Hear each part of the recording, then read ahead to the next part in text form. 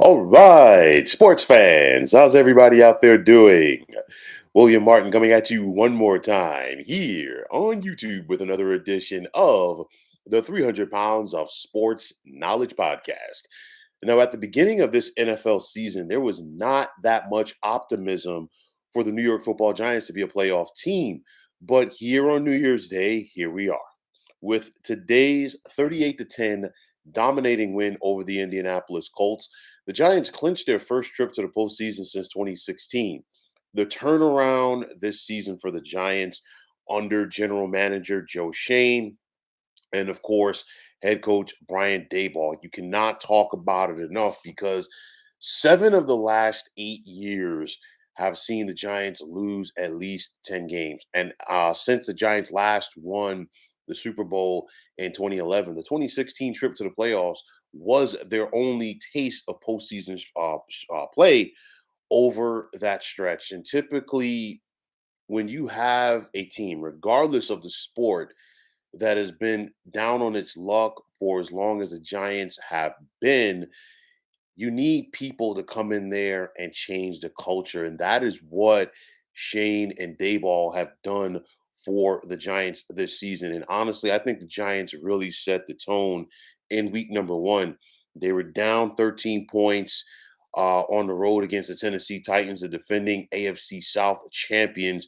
And it was the Giants that rallied and won that game. And let's not forget, late in that contest, the Giants scored a touchdown to make it 20-19, and Brian Dayball went for the 2-point conversion. The Giants converted, and they were off to the races after that. The wins just continued to pile up, and before you knew it, Big Blue was 6-1, and there was murmur of postseason football for this club.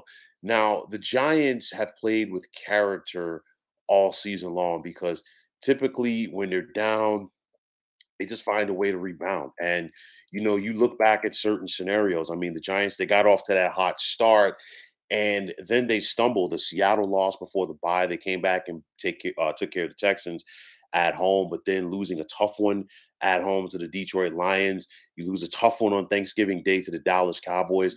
You tie the Washington Commanders at home, and then you come back and get blown out at home by the Philadelphia Eagles. But even in defeat last week against the Minnesota Vikings in their place, the Giants hung tough, and it took a 61-yard field goal to send New York to defeat. Now, the Giants were favored today against the Colts, the hapless Indianapolis Colts. And the Giants came out there and took care of their business. That big 24-point second quarter for New York sealed the deal. And of course, the 52-yard interception by Landon Collins made it 21-3. And of course, from that point, the Giants did not look back. MetLife Stadium was rocking today in a way that it has not rocked since the Giants last won the Super Bowl in 2011. And at the end of the day, the Giants fan base wanted and needed this. I mean, you think about it. Obviously, the Giants share MetLife Stadium with the New York Jets, but this has been their home since 2010. And, the fans there really haven't had a lot to cheer about. And like you've seen a lot of empty seats, a lot of seats being filled by opposing fans, but that was not the case today as this Giants team gave their fan base something to cheer about, reminiscent of the old days when the Giants played at Giant Stadium, of course, right across the parking lot. We saw an efficient Daniel Jones once again today. And at the end of the day, DJ just balled out. He was 19 of 24 passing for a buck 77, no interceptions, 2 touchdown throws, along with 2 touchdown runs. And the Giants really came out. They out physical the Colts. They had 217 yards on the ground. More than 90 of those came from Daniel Jones. Richie James and Isaiah Hodgins have really stepped up in the wide receiving core in recent weeks for the Giants. Richie James had 7 catches today for 76 yards and a touchdown grab. And then, of course, the Giants defense stepped up.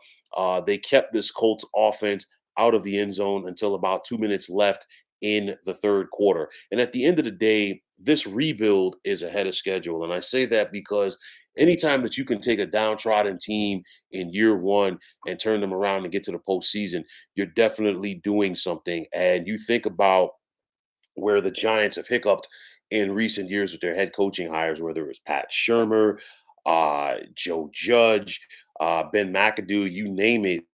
And Brian Daboll came in there in year number one and got this thing going. So you're going to see a Giants team more than likely rest some of their key players for the regular season finale against the Philadelphia Eagles next week because the Giants are going to be locked into that sixth spot now. So at this point, you're not going to get a bye. Obviously, even if you won your division, you wouldn't get a bye with that record.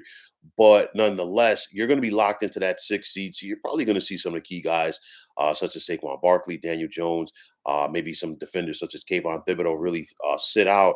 I wouldn't be surprised to see them sit out next week in Philly, allow them to get a rest and get ready for the postseason. The Giants don't know where they're headed right now, whether it's going to be Minnesota or San Francisco, more than likely, where they're going to be booking their playoff reservations, if you will, for a couple of weeks from now. So, of course, the question is going to be the Giants are going to be in the postseason, but will this team be dangerous?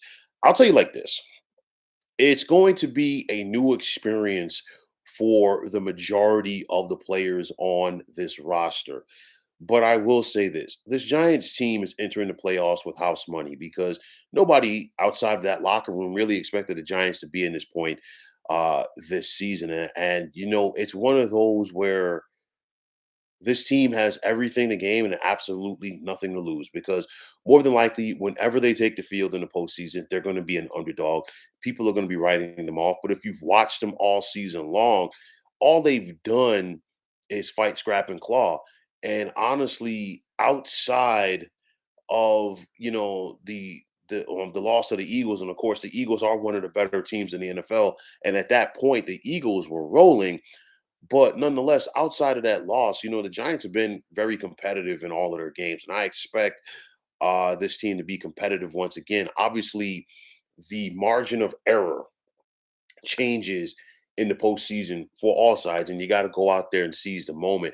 So the biggest thing for me is going to be let's see if this Giants club is up for the challenge. But I'll tell you like this: there's an excitement about this team. There's still work ahead of them, but excuse me, but this New York Giants team has come out and taken care of their business this season. For their sake, I think it was better that they clinched at home and they won, that they took care of their business. They didn't have to scoreboard watch, but they took care of business in front of their home fan base and gave everybody in the metropolitan area that follows this team something to be happy about as 2023 has begun. So, for the first time in 6 years, you can say that the New York football Giants are indeed postseason bound.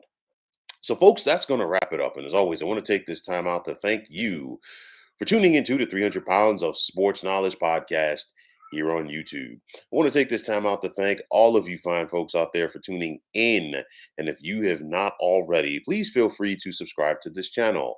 Now, if you're on Twitter, please feel free to follow me at 300 Pounds of Sports. And like I always say, if you follow me, it'll be my pleasure to follow you right back.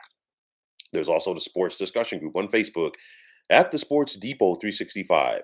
Now you can check it out. Drop a line to be a part of one of the better sports debating sites going on social media.